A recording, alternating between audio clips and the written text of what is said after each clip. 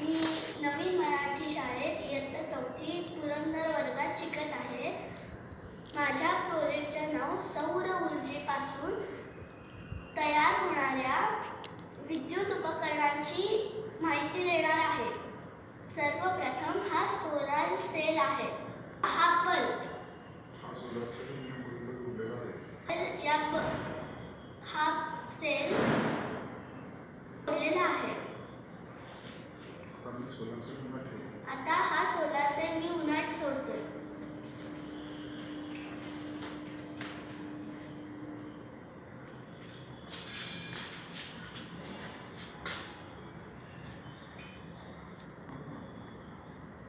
आता solar सेलमुळे light चालू झालेला आणि मग तो हलवल्यामुळे कमी जास्त होतोय.